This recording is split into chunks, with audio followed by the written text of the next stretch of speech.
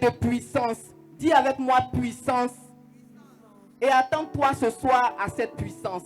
Est-ce qu'on peut acclamer Dieu pour la vie de la sœur Marie Agathe Bidei de la Miséricorde?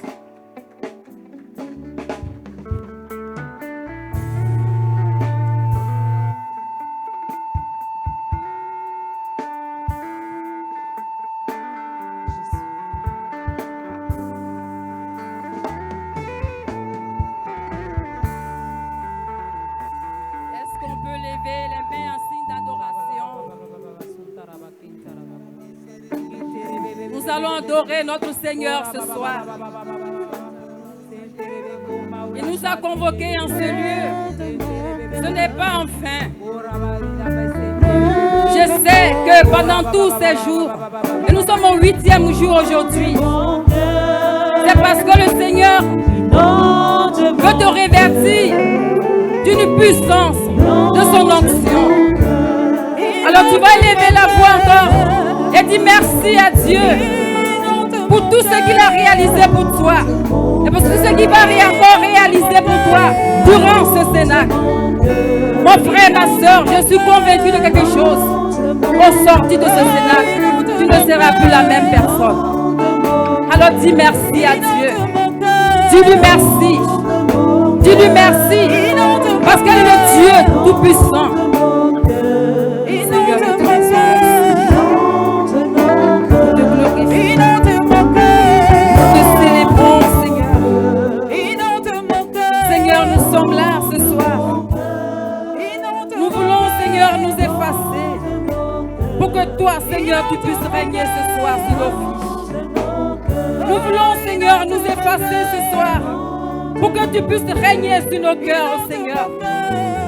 Seigneur, nous te présentons ce soir nos vies. Saint-Esprit de Dieu, inonde nos vies. Inonde nos cœurs ce soir. Oui, Seigneur, nous savons que tu déploies ta puissance dans nos faiblesses. Mais Seigneur, nous avons foi encore en toi, Seigneur, ce soir. Car nous croyons, Seigneur, à ta puissance. Nous te disons merci, Seigneur. Merci, Seigneur, pour tous tes bienfaits.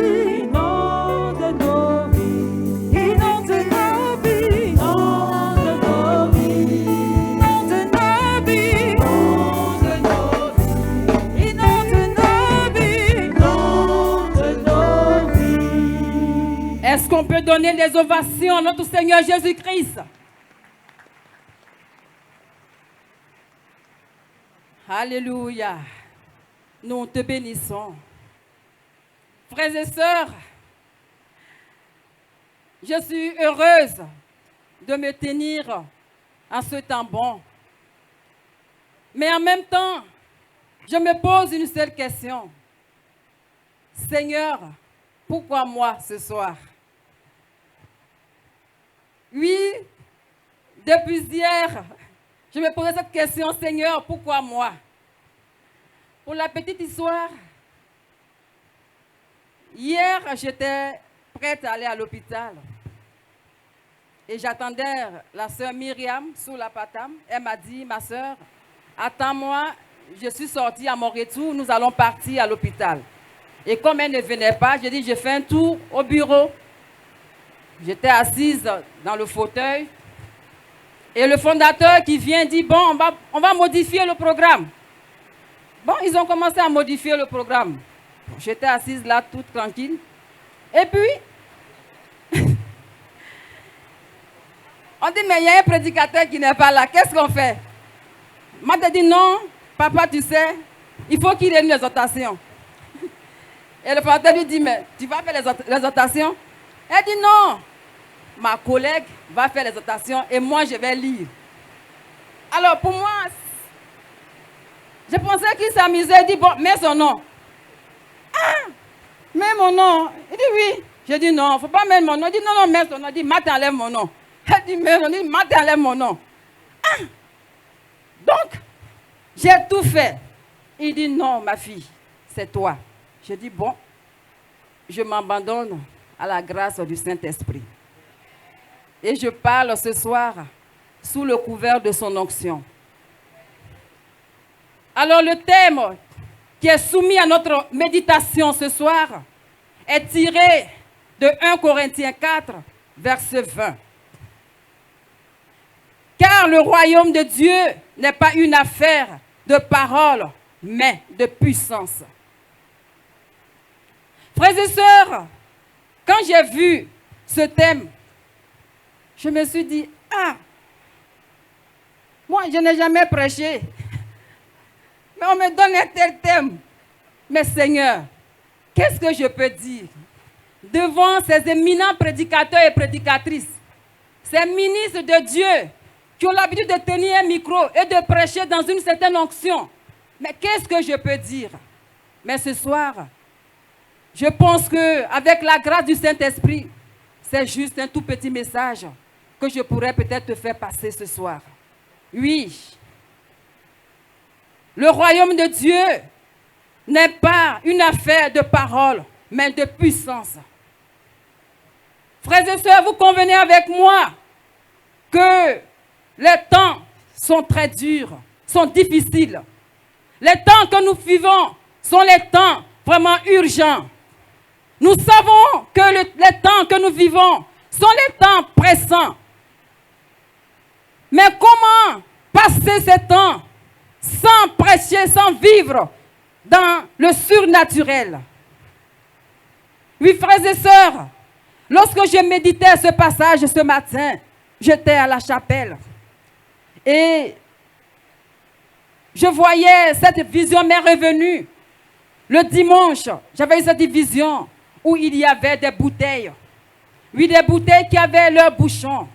Au fur et à mesure qu'on priait, les bouchons sautaient. Et je me suis dit, j'ai dit, Seigneur, je sais qu'au sortir de ce cénacle, les bouchons de nos vies qui nous empêchaient d'opérer dans le surnaturel vont sauter. Mon frère, je sais que tout chrétien, pour opérer dans le surnaturel, a besoin du revêtement de la puissance du Saint-Esprit. Oui, le monde aujourd'hui dans lequel nous vivons, sans les signes palpables de la puissance de Dieu, ne peut pas, oui, accepter de suivre Jésus-Christ. Vous convenez avec moi que tout ce qui se passe, la société aujourd'hui veut vivre sans Dieu. Mais il nous faut opérer dans la puissance du Saint-Esprit pour que le monde puisse voir. Oui, les discours pédagogiques vraiment sont déjà dépassés. Mais le monde veut voir le concret pour pouvoir vraiment comprendre que Jésus-Christ est Seigneur de notre vie. Et je voudrais dire encore ce soir que notre Dieu est puissant. Il nous a envoyés en ce lieu parce qu'il a quelque chose de merveilleux pour nous. Oui, seule la puissance du Saint-Esprit peut nous amener à changer les circonstances de notre vie, à changer les circonstances de notre nation, à changer les circonstances de nos pays. Nous devons proclamer le règne de Dieu à temps et à contre-temps, car les temps sont vraiment urgents. Comme le dit Saint Paul, 2 Corinthiens, au 1 Corinthiens, chapitre 2, verset 4. Mon langage, ma proclamation de l'évangile n'avait rien d'un langage de sagesse qui veut convaincre, mais c'est l'esprit et sa puissance qui se manifestaient. Et au verset 5, il dit, pour que la foi repose non pas sur la sagesse des hommes, mais sur la puissance de Dieu. Oui, frères et sœurs, le Christ Jésus même a exercé son ministère dans la puissance. Alors pourquoi? Je me suis posé cette question, mais pourquoi nous qui avons reçu Jésus, nous qui marchions avec Jésus, pourquoi nous n'arrivons pas à opérer, oui, ces miracles aussi dans notre vie? Parce que dans Marc, dans l'évangile de Marc, chapitre 16, verset 17 à 18, il dit, voici les signes qui accompagneront, oui, ceux qui auront cru en mon nom, et ainsi de suite. Mais pourquoi, toi et moi, dans notre vie, pourquoi ces signes ne s'opèrent pas? Et comme le Père Léon le disait hier, c'est parce que nous nous contentons du superflu. Oui, nous nous contentons du superflu.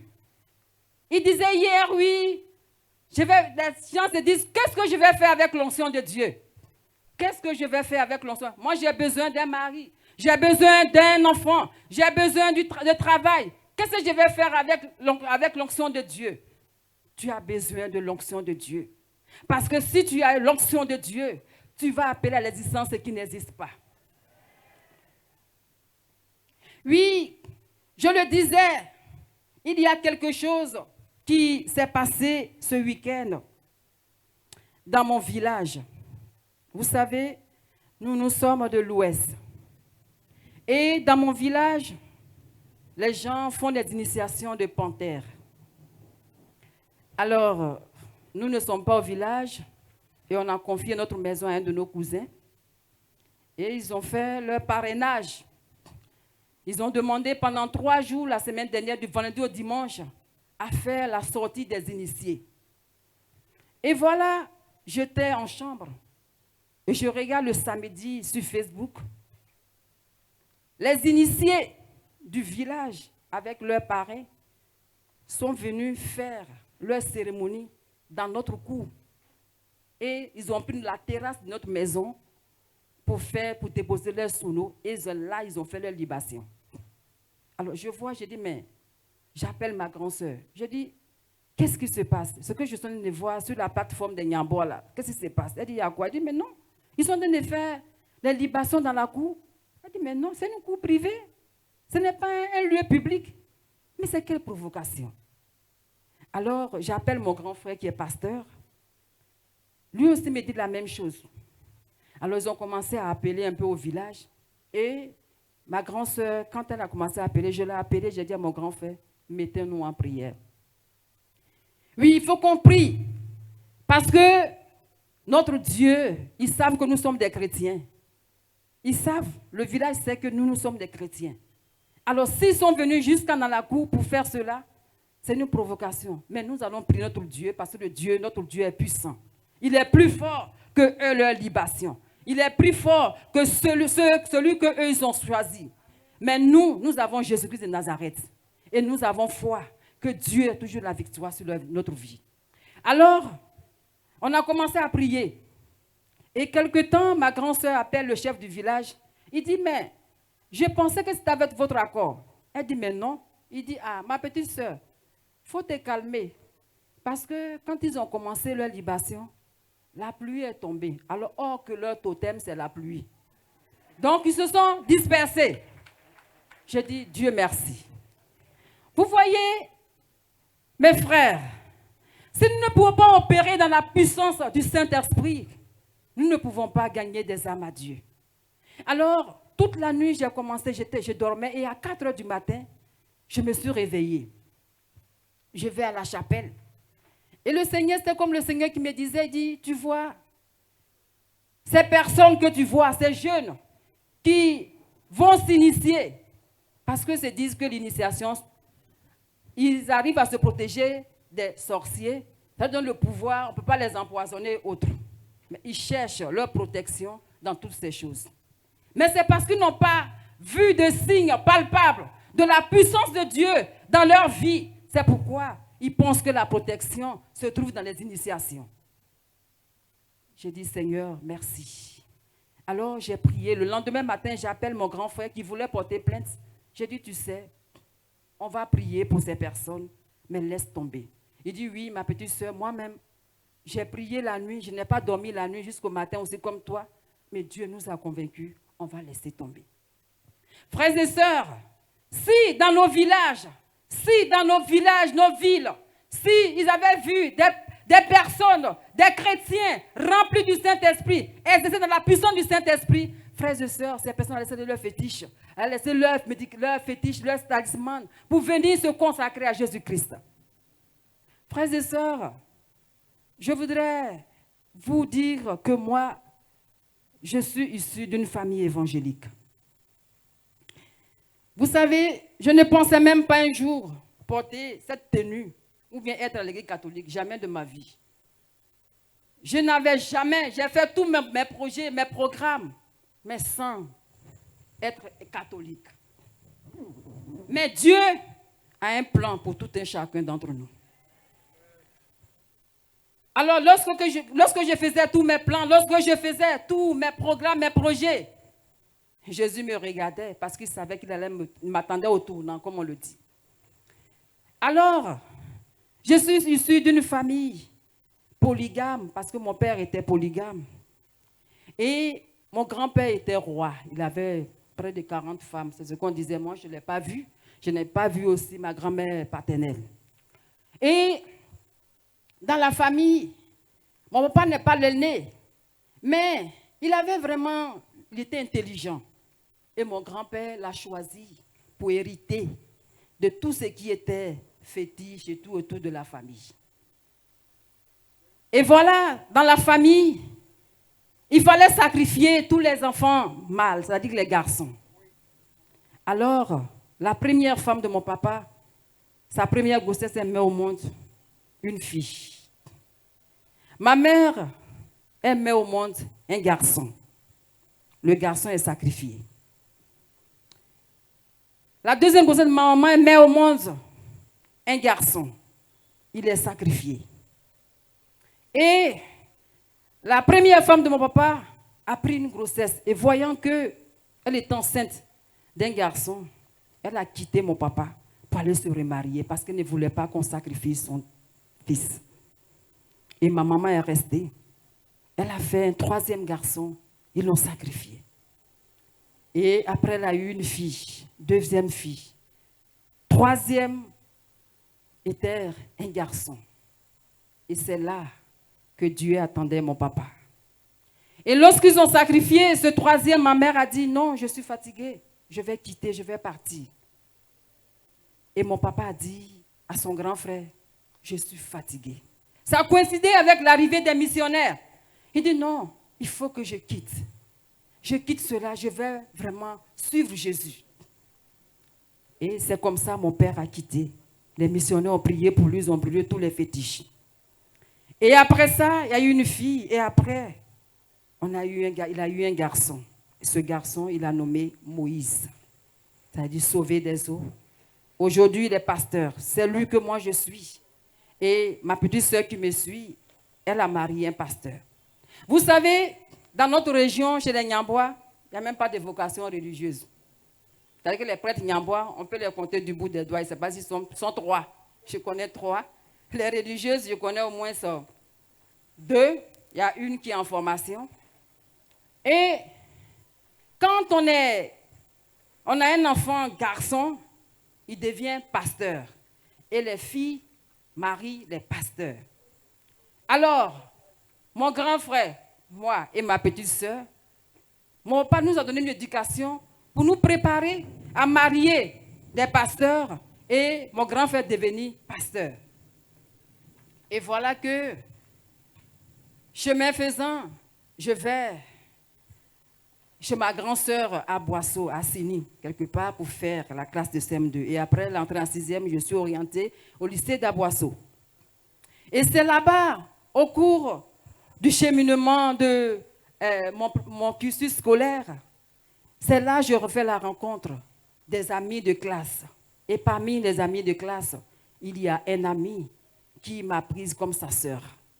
Et là, il m'a dit, on va aller voir mes parents qui étaient aussi quelque part à Boisseau. Et nous sommes allés. Frères et sœurs, quand je suis arrivée, j'ai vu qu'une famille qui m'a bien accueillie. Mais ils m'ont dit, ma soeur, notre fille, allons à l'église. J'ai dit, quelle église catholique? J'ai dit, quoi? Catholique? Elle dit, oui.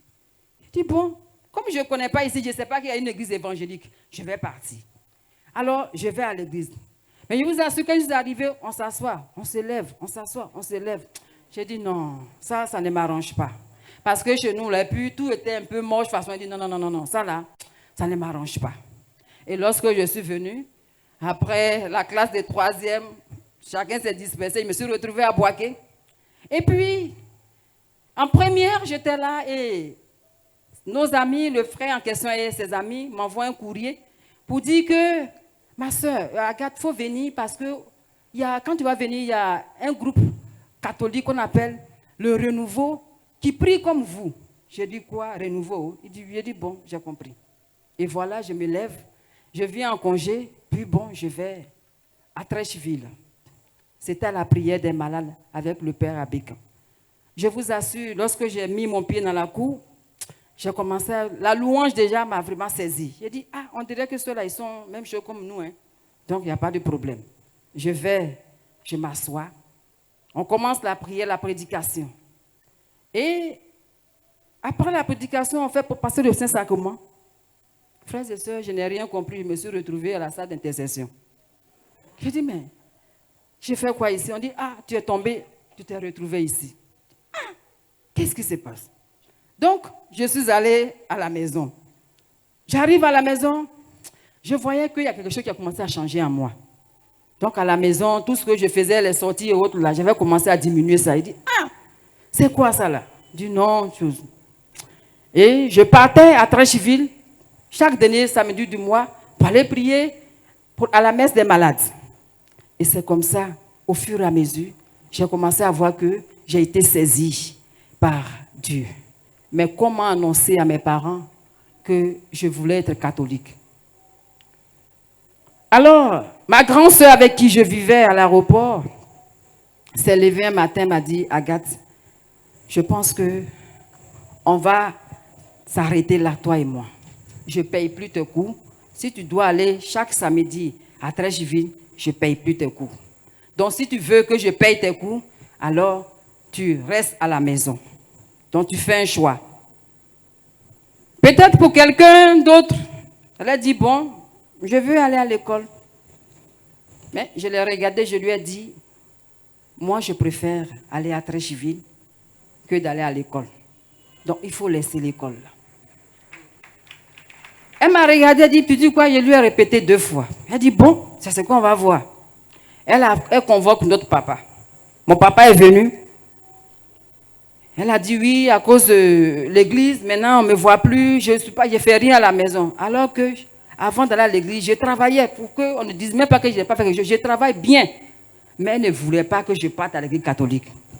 Et quand elle a dit à mon papa m'a demandé, je lui ai dit, je ne sais pas, mais je me sens mieux là-bas. Et mon père m'a dit, tu sais, ma fille, là où tu vas, je ne suis pas là-bas. Ta mère non plus. Tes frères et sœurs ne sont pas là-bas. Mais si tu vas et que tu vois que tu ne te sens plus mieux là-bas, reviens à la maison. Je lui ai dit, papa, merci.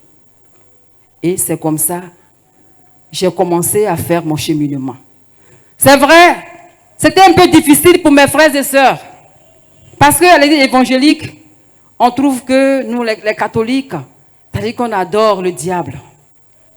Même quand tu viens prier, que tu vas là-bas pour prier, on te fait une cure d'âme.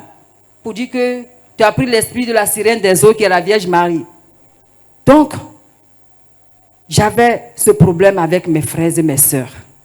Mais comment faire? J'ai dit, Seigneur, même des gens avec qui j'ai fait des camps. Parce qu'il y a des camps bibliques qu'on fait. J'ai fait des camps, mais ces personnes ne me saluaient plus. Et même quand j'ai perdu mon papa, je suis allé au village. Ils ont cité le nom de tous les enfants de mon papa, sauf mon nom, parce que pour eux, je suis perdu. C'est dans cette souffrance, mais en même temps dans la joie, que j'ai dit, Seigneur, je sais que si on me traite comme ça, c'est que là où j'ai mis mon pied là, c'est vraiment le meilleur lieu où tu m'as appelé.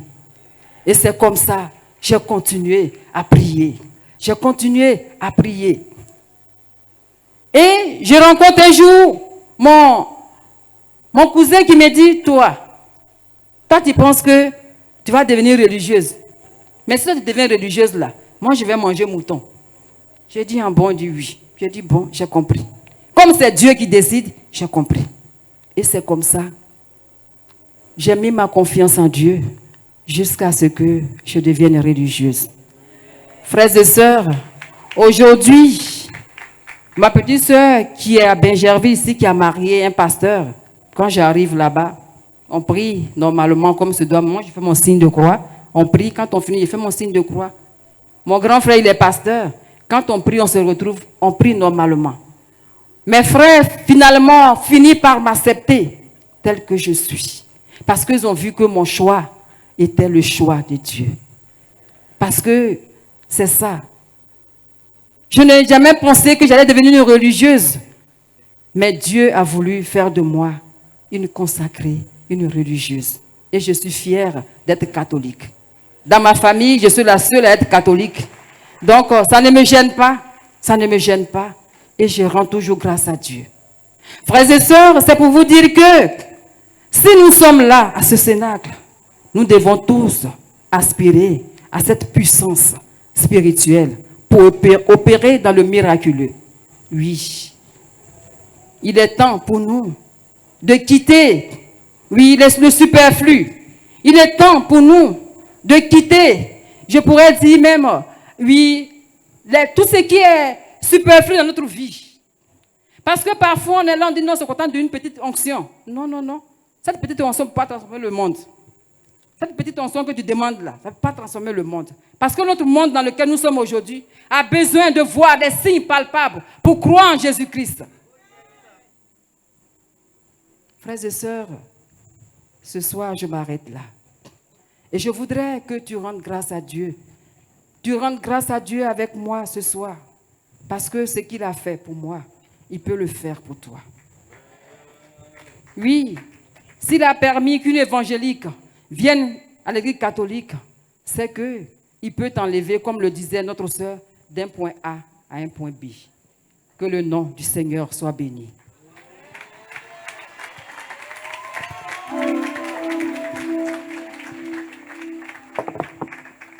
Alléluia! Dieu est bon. Il a agi avec puissance dans la vie de sa fille. Amen. Alors, de son exhortation, je retiens une phrase importante. Le monde d'aujourd'hui a besoin de témoins. Les gens souffrent, ils ont besoin de voir le visage de Jésus-Christ. Dieu, et c'est pourquoi Dieu nous rassemble au cours de ce cénacle, pour pouvoir nous vider de nous-mêmes et nous remplir de sa puissance. Afin que nous soyons des transporteurs de la puissance de Dieu. Amen. Et pour pouvoir atteindre ce but-là, notre papa Clément Akobé a commencé un cheminement qu'on appelle « Je veux aller plus haut ». Et plusieurs personnes ont participé parce qu'il y a eu plusieurs sessions, plusieurs retraites. Et plusieurs personnes ont participé à ces retraites. Et je vous assure que chacune des personnes qui ont participé à ces retraites ont un témoignage puissant à rendre. Si je me tiens devant toi ce soir, c'est pour te rendre, j'ai juste 5 minutes, une petite partie de ce que, te dire une petite partie de ce que ce cheminement m'a apporté. Tu me vois, je suis en violet blanc. Je peux dire que je prêche depuis quelques années. Je me suis consacrée, voilà. Mais j'avais comme une insatisfaction dans ma vie spirituelle. Parce que quand je regarde l'évangile et je regardais le concret de ma vie, je me rendais compte qu'il y avait des choses qui me manquaient. J'avais une soif et une faim. J'aimais Jésus, Jésus était entré dans mon cœur. Mais en même temps, je voyais que ma vie décevait des fois, ma vie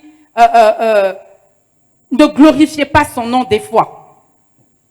Et alors, je peux dire un heureux hasard, il n'y a pas de hasard avec Dieu, c'est un arrangement divin.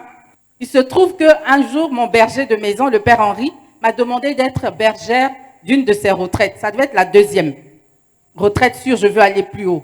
Et c'est comme ça que je me retrouve dans cette retraite. Mais quand je suis venue m'asseoir, les enseignements que papa donnait, les enseignements, les révélations qu'il nous donnait, je me suis dit, ah Dieu, tu es bon. C'est-à-dire qu'il est en train de répondre à toutes ces questions que je me posais. Vous savez, tu te dis chrétien, mais quand tu es vrai avec toi-même, il y a des choses que tu regardes dans ta propre vie, tu regardes aussi dans la vie de ceux qui t'entourent, mais il y a des questions qui n'ont pas de réponse. Tu sens qu'il y a quelque chose qui ne va pas. Et par exemple, je vais citer 3 points. Papa l'a dit plusieurs fois, et même hier dans ce Sénat qu'il l'a dit.